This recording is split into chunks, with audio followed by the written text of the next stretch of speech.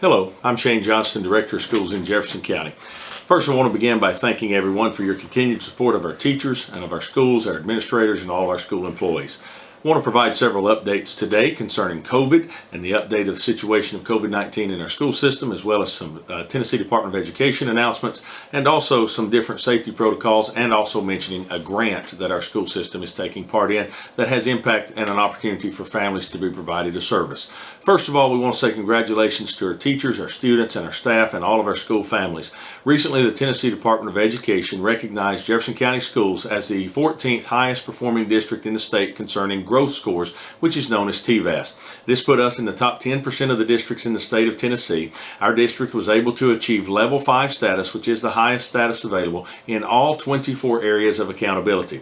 In addition to these level 5 scores, 9 of our schools scored at level 5 status. We also had 2 schools recognized as reward schools, being Talbot Elementary School and Dandridge Elementary School, and we're excited for the ongoing progress of our academics. Now, we have also openly gone over the achievement data a few weeks ago, and we're going to continue to work on proficiency and advancement target dates, and we have a 5-year goal there in place for achievement levels. But we do want to stop and just say thank you to our teachers and staff, and again, students and families, for all your hard work in a very difficult year when lots of folks were out of school lots of days due to COVID, and some districts didn't even go. Your commitment to helping our students be in a safe place each day, provide 2 meals each day, and be in front of highly effective teachers and school staffs that care about them has paid off, and our students did see significant growth during last school year. We will continue to monitor the academic progress and programming in all schools and in each grade strand, and we look forward to continue to move the needle forward in the days ahead. So I do want to bring everyone up to speed also on our COVID-19 situations in our school. I would like to take you back just a couple of weeks. The Friday before Labor Day, at the close of business on that Friday, we had 215 active cases of COVID-19 in our school system. Now, that's students and employees combined. The Friday following that, we were down to 100. And then this past Friday, we were down to 87. Now, that number will continue to fluctuate throughout the year as folks visit and have different events going on in their lives over holiday weekends and those kind of things. But we're excited to see that number go down.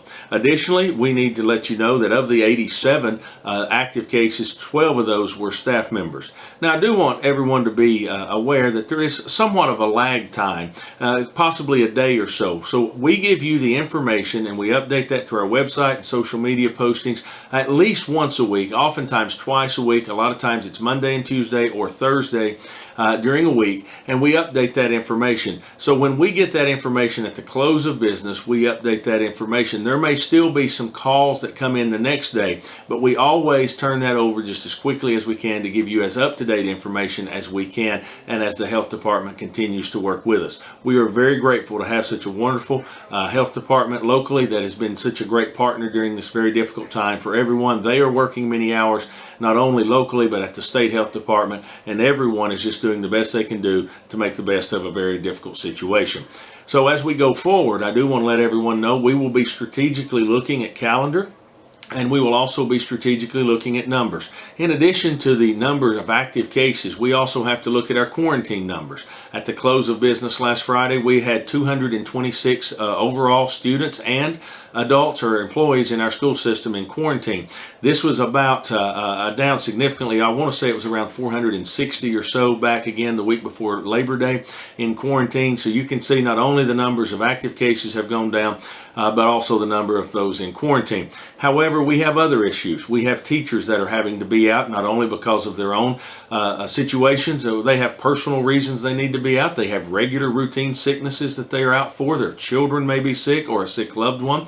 We still have life going on. Sometimes there's all sorts of reasons that our employees have to be out, but we're monitoring that. We know there's a sub shortage and we have difficulty finding subs, and we check in. We have a live dashboard that principals report to me each day, the number of adults that are out and how many classes are having to cover, either using other teachers during planning periods or perhaps other assistants. And in some cases, we've had principals and instructional coaches and all sorts of folks working together to go teach classes that normally they're not responsible to teach, but we're all trying trying to help your children be successful and as safely as possible.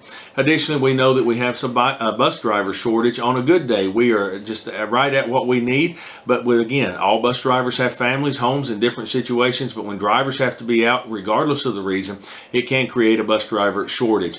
We have been multiple days this year already where we have been close to 7 drivers down, and in some cases this is creating double routes. I will be working with the transportation department to come up with some remedies. You may be getting some updated information as we develop plans to work on this because we need kids at school on time. It's not as simple as just running a double route. I want to brag on our transportation department, our bus drivers, our bus monitors, Miss Sherry Dotson, and who oversees that department. And we're certainly proud of her and her work, and her commitment to you and your students and your children is commendable. But it is very taxing to run those double loads. When kids get to school past 8 o'clock on a consistent basis, it impacts the academic component of our educational experience. So we want to continue to work together to make sure that we are providing everyone an opportunity to be at school on time. We're working for solutions, but even in the last 4 or 5 school days, again, we've been down as many as 7 drivers, and we are having to make adjustments. So your patience and support when those events happen is greatly appreciated. I know a lot of folks are also asking with COVID-19 numbers and around the state and those type things, what all's going on and the safety protocols. It is our goal to have in-person learning as safely in person as many days as possible this year. Our stance still remains right now that all employees are expected to be wearing a mask when they are inside and social distancing cannot be maintained. That is very specific. We've also asked them to wear a mask when they're on morning or afternoon duty as they're welcoming people at the doors of school, and then as we load students on buses in the afternoon.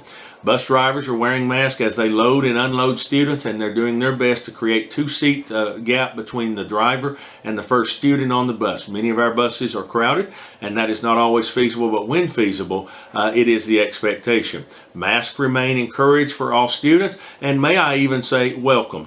Some families have called and said, may we wear masks? May our children wear masks? As long as the mask doesn't violate any other type of the dress code. In other words, it's promoting something that would ordinarily be not allowed on a t-shirt or any other type of form. Yes, all students and adults that come to our campuses are encouraged to wear a mask, and everyone's allowed to wear a mask if that is your preference. And we, again, are trying to leave medical decisions to families, and we are trying to focus hard to be all about the educational experience. Well, one last announcement about COVID that I want to talk about just for a moment is what's called the ELC grant. Earlier this week, or late last week perhaps, I made a phone call to parents and explained that we were taking part in an ELC grant. The ELC grant through the Tennessee Department of Education allowed us the opportunity to give COVID-19 tests. They're a rapid test. Each nurse has a certain amount of those tests available to them, and we have plenty of those tests at this time. This is only a service provided to our employees and to students. And under no circumstance will a student have a test without what I would call double parent permission. We've already sent parent notes home.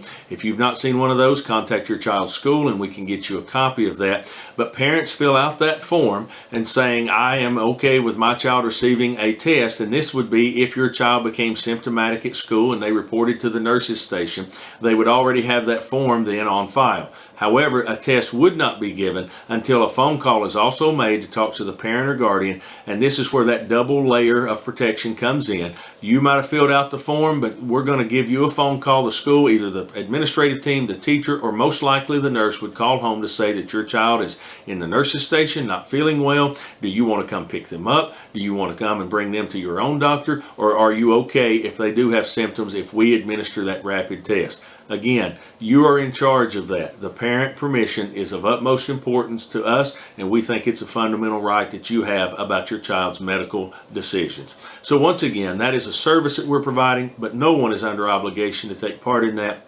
But as supplies last throughout the year, we are excited that we can provide that opportunity, and in some cases help parents not have to leave work and come get a child immediately without knowing for sure what may be going on. Again, if you get that phone call and want to come check your child out and go to your personal physician or take them home and monitor their symptoms, you are the parent, and we respect your right to do that.